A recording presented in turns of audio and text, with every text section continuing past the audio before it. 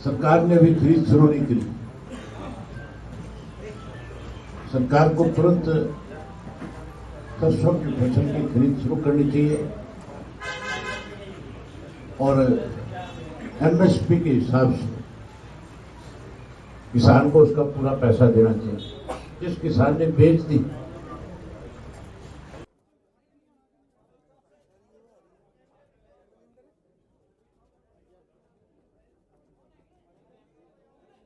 Hello.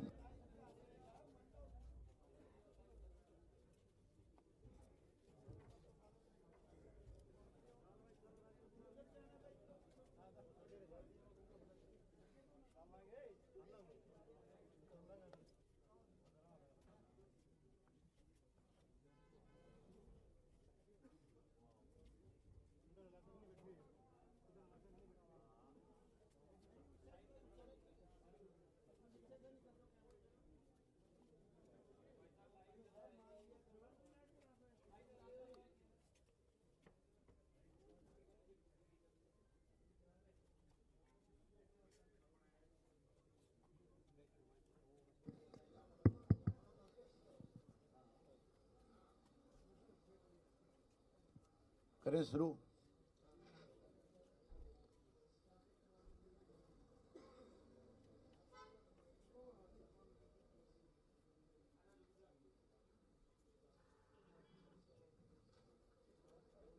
नई जो सरकार बनी है, मुख्यमंत्री ने बड़ा दावा किया था, रोज प्रेस में बयान देते हैं कि हमने 14 फसलें एमएसपी पे खरीदी। आज सरसों की खरीद शुरू है। किसान अपनी सरसों की फसल निकाल करके बाजार में लेकर के आए। 700 से लेकर के 750 रुपए एमएसपी से कम भाव मिल रहा है। सरकार ने अभी खरीद शुरू नहीं करी। सरकार को तुरंत सरसों की फसल की खरीद शुरू करनी चाहिए और एमएसपी के हिसाब से किसान को उसका पूरा पैसा देना चाहिए।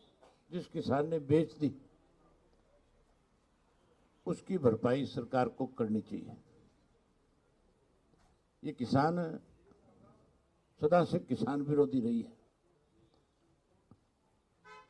अखबारों में झूठे दावे करते हैं और हकीकत में किसान को कमजोर करने के लिए रोज नई योजनाएं बनाते हैं।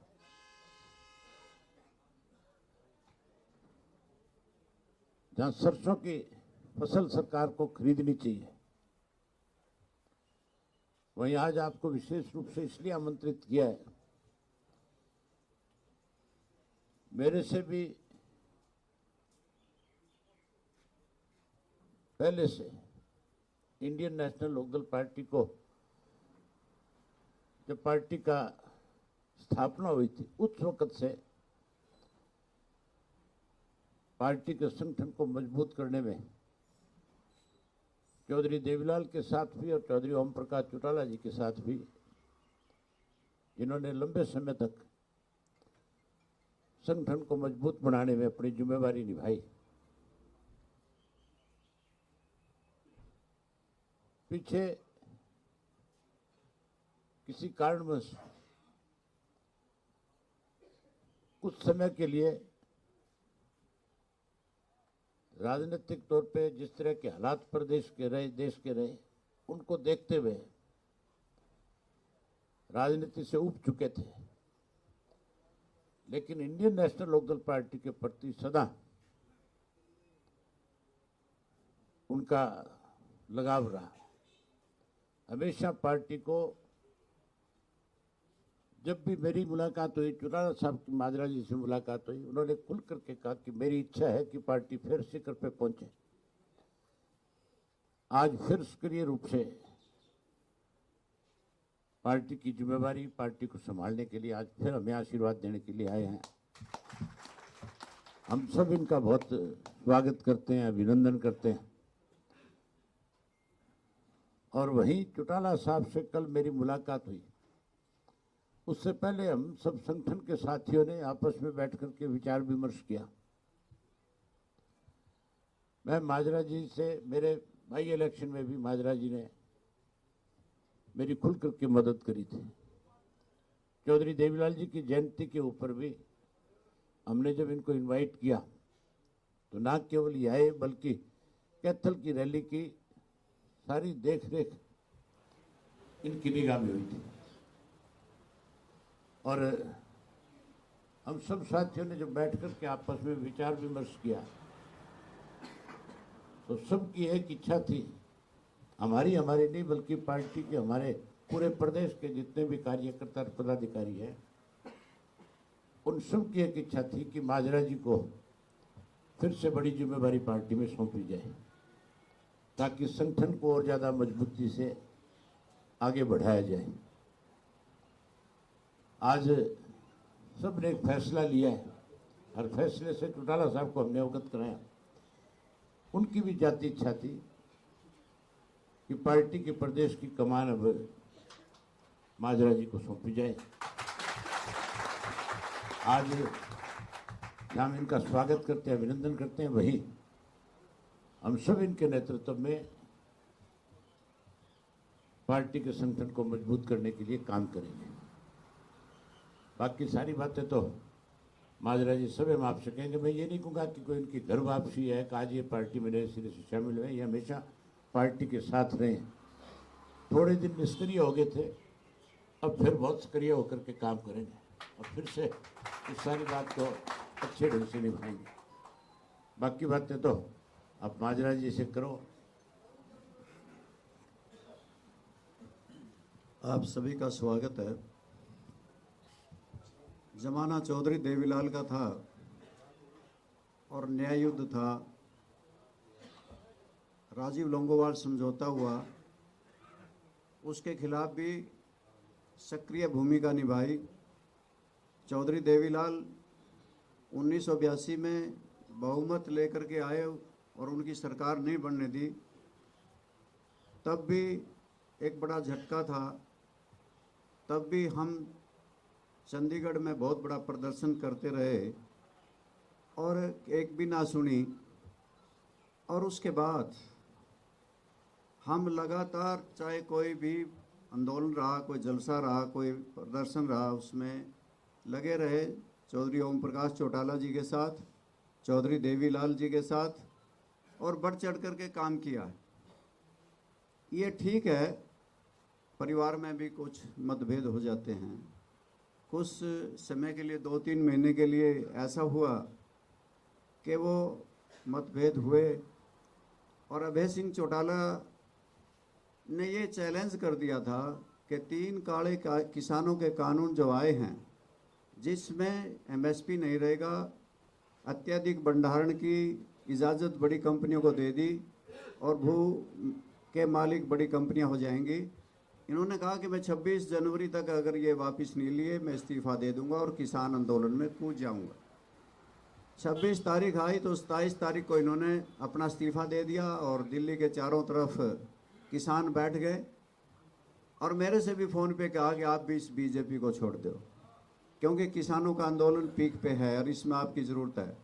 मैंने तुरंत से आप सबसे मुखातिब होके भारतीय जनता पार्टी को तिरंजलि उसी वक्त दे दी थी और हमने पूर्व विधायकों ने स्वर्गीय श्री नफे सिंह राठी की अध्यक्षता में सब ने मिल कर के कोई 150-200 जा कर के दिल्ली के बैठे किसानों को समर्थन दे करके आए और उसके बाद उस किसान आंदोलन में भी अपनी भूमिका निभाई।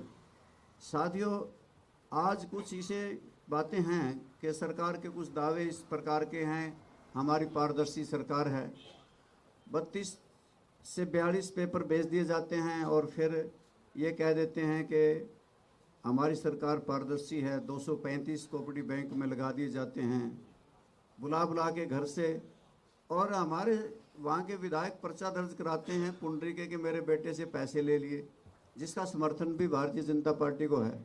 और इसी प्रकार से हमारे नौजवान बाहर जा रहे हैं, विदेशों में जा रहे हैं, ले दे के फौज थी उसमें भी अग्निवीर कर दिए।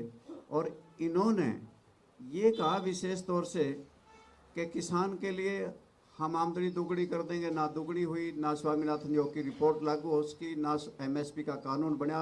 और जीएसटी भी किसानों पर ही ज़्यादा थोपा गया और ट्यूबवेल के कनेक्शन लेने के लिए भी एक जटिल प्रक्रिया बनाई, जिसके वजह से ये किसान बहुत दुखी है, जवान दुखी है। और सरकार कहती है हम पारदर्शी हैं। इस देश में चुनावी बॉन्ड का कितना बड़ा महा घोटाला हुआ है कि या तो ईडी का डर दिखा के या आगे उद्योग स्थापित करने के लिए, धंधे देने के लिए, ठेके देने के लिए इतना चंदा इकट्ठा किया गया, जो चुनावी बॉन्ड का बहुत बड़ा घोटाला आज भारतीय जनता पार्टी ने किया है। और हर ज़िले में 5 सितारा दफ्तर बने, वो कहाँ से बने? ये बातें जो लगती हैं कि कहते हैं कि हम 400 पार करेंगे, इसका मतलब तुमने ईवीएम मशीन को पहले से सेट किया हुआ है। आज किस प्रकार से कि इनके ऊपर भी प्रश्न चिन्ह लग रहा है कि वीवीपैट के मामले में तो ये खामोश हैं, परंतु इसकी पैरवी जरूर करते हैं कि 400 पार करेंगे। या हरियाणा में भी दावा किया था कि 75 पार करेंगे, 50 हारे थे, 40 जीते थे। इन परिस्थितियों को मद्देनजर रखते हुए कि हरियाणा प्रदेश में कोई व्यवस्था नहीं बदली, ना तो एसवाईएल का पानी आज क्या। एसवाईएल का प्रस्ताव सबसे पहले सारे समझौते रद्द करने वाली पार्टी कांग्रेस है। और इसी प्रकार से एक पार्टी और हमारे हरियाणा प्रदेश में आई, उनकी आप पार्टी की गवर्नमेंट पंजाब में बनी। उन्होंने पंजाब की विधानसभा में पहला रेजोल्यूशन ये पास किया कि हम एसवाईएल का पानी हरियाणा को नहीं दे सकते, जो भगवत मान की सरकार बनी है। और इसी प्रकार हमारे हरियाणा में जहाँ एसवाईएल सूखी है, वहीं पे हांसी बुटाना नहर भी सूखी पड़ी है। और ये लोग कहते हैं कि हमने एक समझौता, जमुना जल समझौता 1994 में हुआ था।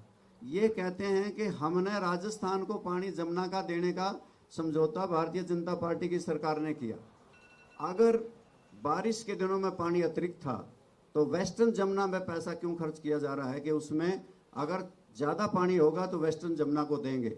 अगर ज़्यादा पानी था, अगर वहाँ पे पानी उपलब्ध था, तो दादूपुर नलवी नहर को क्यों नहीं दिया गया? क्योंकि उसका भी ऑब्जेक्टिव खोदने का, बनाने का यही था कि बारिश के दिनों में अतिरिक्त पानी दादूपुर नलवी नहर में दिया जाएगा।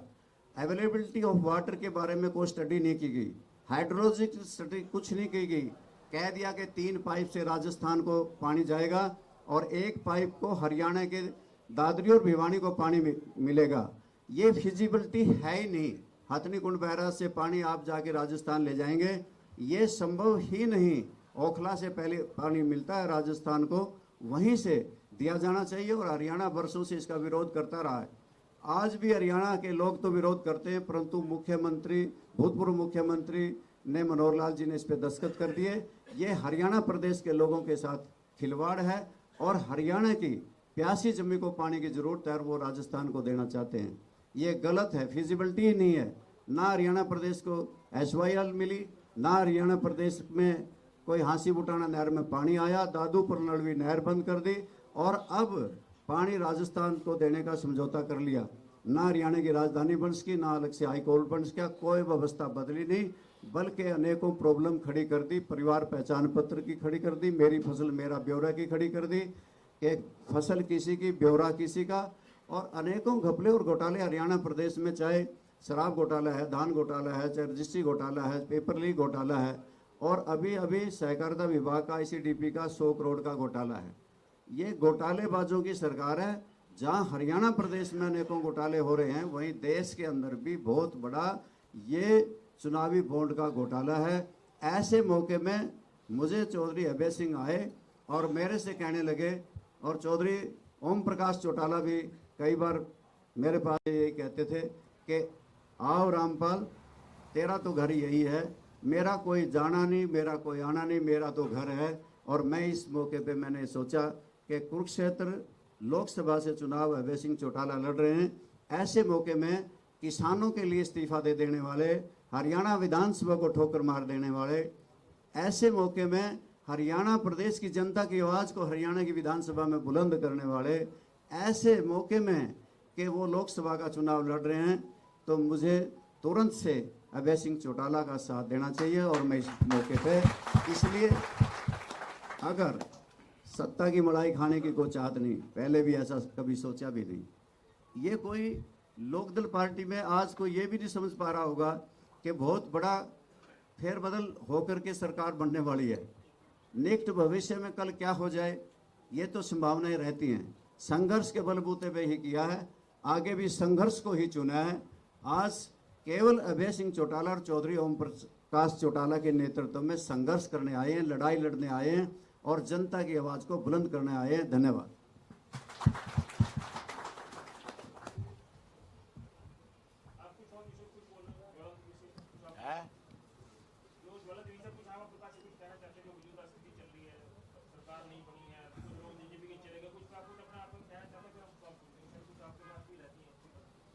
सरकार के बारे में सरकार है।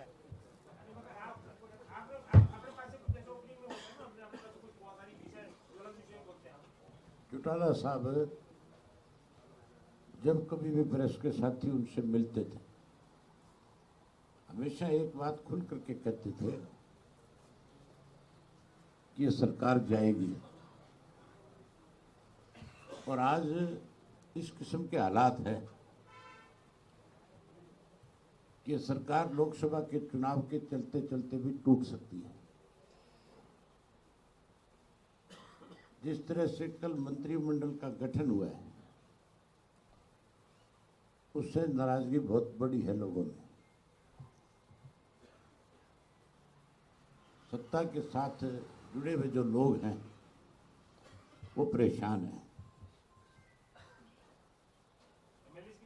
मुझे हाँ एमएलए है, सत्ता के साथ जुड़े हुए। दूसरे लोगों पे क्या असर होना है? हाँ, जो एमएलए साथ दे रहे हैं, खास करके जो इंडिपेंडेंट और जो जेजेपी वाले, ये बहुत दुखी हैं। जानकारी तो आपको भी होगी खैर है, अरे मेरे से ज्यादा जानकारी होगी, लेकिन कुछ जानकारियां मेरे पास भी आई हैं। सबसे बड़े तुम बीच साहब नाराज हैं। जो पार्टी का सबसे मजबूत आधार है, वो सबसे ज्यादा खपा है। विज साहब के चेहरे की जो हंसी है, उससे लगता नहीं आपको कि वो एक दिन भी सरकार को बर्दाश्त नहीं करना चाहते। कोई ऐसा मौका आया तो मुझे लगता है सबसे पहली मोहर उन्हीं की लगेगी। सरकार तो है ही नहीं। सरकार तो अगर होती तो फिर मुख्यमंत्री का पहले दिन ये बयान आना चाहिए था कि मैं कानून व्यवस्था ठीक करूंगा। फिर तो किसान की फसल की एमएसपी पे खरीद शुरू हो जानी चाहिए थी।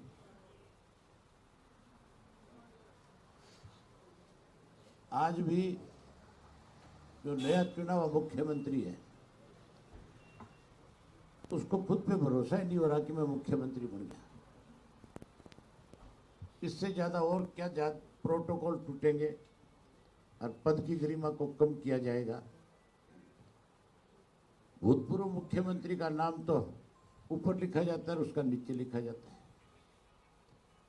आप कोई भूतपूर्व राष्ट्रपति हो, कोई भूतपूर्व प्रधानमंत्री हो, तब तो मान सकते हैं, या फिर किसी पार्टी का संयोजक हो तब मानी जा सकती है। किस तरह से आज भी जो है हमारा मुख्यमंत्री भूतपूर्व मुख्यमंत्री को मुख्यमंत्री कह के संबोधित कर रहा है। उसको इस बात का डर है कि कहीं इसको मुख्यमंत्री कहना बंद कर दिया तो तेरी कुर्सी ना चली जाए। आज आप सब लोग आए हो, आपका स्वागत है। एक बात कहना चाहूंगा, कुछ लोग मेरे कुरुक्षेत्र में उम्मीदवार बनाने के बाद मुझे कईयों को बहुत दिक्कत आ रही है। सुशील गुप्ता जी का कल एक बयान छपा था। उन्होंने अपने बयान में ये कहा कि अभय सिंह चौटाला को कुरुक्षेत्र से नहीं लड़ना चाहिए। वो बारी व्यक्ति है। छाछ तो बोले सो बोले, छादड़ी भी बोलने लगी। गुप्ता जी शायद भूल गए बेचारे कि वो कभी हरियाणा के थे। अपना व्यवसाय करने के लिए दिल्ली चले गए और दिल्ली से राज्यसभा के मेंबर रहे। हरियाणा से कभी कोई वास्ता नहीं रहा। अब उम्मीदवार बनकर के आगे मैं गुप्ता जी को बताना चाहूँगा आपके माध्यम से कि मेरा कुरुक्षेत्र से बहुत पुराना रिश्ता है। मैं पहले लोकसभा का चुनाव लड़ चुका हूँ और उसके बाद अर्जुन लड़ चुका है। हमारे चुनाव लड़ने की बात नहीं, ये हरियाणा प्रदेश चौधरी देवीलाल का लगाया हुआ पौधा है। पूरे प्रदेश में जन्म तो है, ठीक है, हमारा सरसा में हुआ है, लेकिन रिश्ता पूरे प्रदेश से एक जैसा है। हम तो कहीं से भी जाकर के लड़ सकते हैं। हमें तो हमारे संगठन ने जो जिम्मेवारी लगानी है उसको निभाना है, लेकिन उनको बोलने से पहले सोचना चाहिए। हरियाणा के लोग बहुत शाणे हैं। SYL का सबसे बड़ा विरोध अगर किसी ने किया तो आप पार्टी ने किया, और गुप्ता जी आप पार्टी का उम्मीदवार बनकर किया है। जैसे दिल्ली से आए वैसे दिल्ली चला जाएगा। मेरी ख्याल जमानत भी नहीं बचेगी, मेरा जो अंदाज है।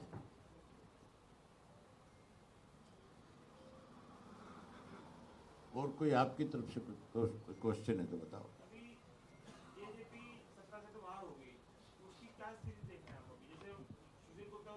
आप बताओ क्या स्थिति देख रहे हो? ये सवाल मेरे से पूछने का नहीं है। ये तो आपको आकलन करना चाहिए कि जिन्होंने बड़बोले बोल बोले थे आज उनकी स्थिति क्या है। मैं एक बात कह सकता हूं, तो 17% वोट की बात करते थे, जो 50 सीटें लेकर के मुख्यमंत्री का ख्वाब देख रहे थे, अगर लोकसभा का चुनाव लड़ लिया, मुझे नहीं लगता चुनाव लड़ेंगे। अगर लड़ लिया तो वो 17% जो है वो 0.7 पे आ जाएगा। उनकी हालत नोटों से भी ज्यादा खराब हो जाएगी।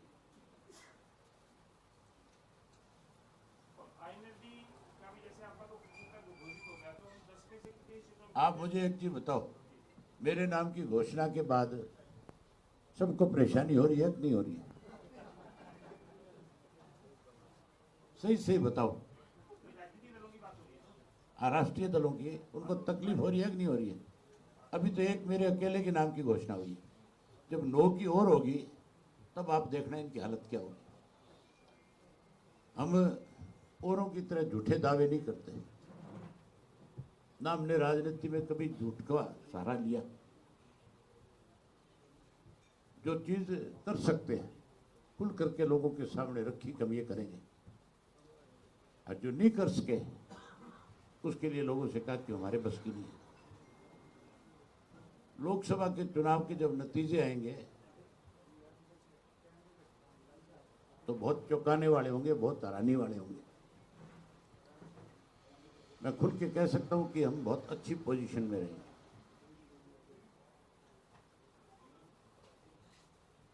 जिन लोगों को गलतफहमी है उनकी गलतफहमियां दूर हो जाएंगी। मंत्रिमंडल बनाया है सारे जातिगत समीकरण साधने के लिए बनाया है।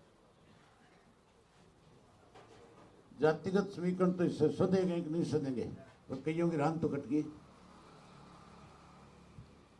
जो कहीं ना कहीं मुख्यमंत्री को लगते थे कि ये तेरी कमांड में ठीक से काम नहीं कर रहे, उनको साइडलाइन कर दिया कि नहीं कर दिया?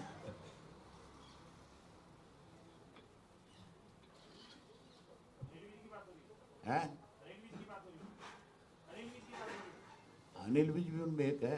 अनिल विज तो मुख्यमंत्री की आंख में हमेशा ही रड़ता रहा है, पहले दिन से लड़का है। कितनी दफा इनके आपस में क्लेश हुए, कितनी दफा बैठ करके समझौते हुए। मैं तो हमेशा ये कहता था कि विज साहब की अगर कोई सुनता नहीं है तो उनको छोड़ देनी चाहिए थी। अगर ये फैसला पहले ले लेते तो आज समीकरण और होते हैं।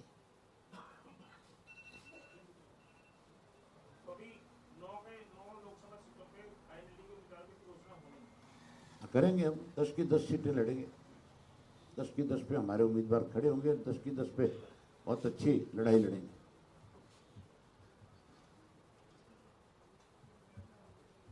आपके लिए नाश्ता तैयार है। धन्यवाद आपका। हमारे कैथल जिले की जो टीम है माजरा साहब को और भाई अभय सिंह जी को बुके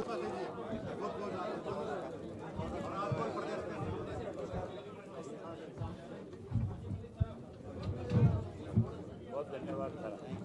बुके से काम नहीं चलेगा, काम करने से काम चलेगा।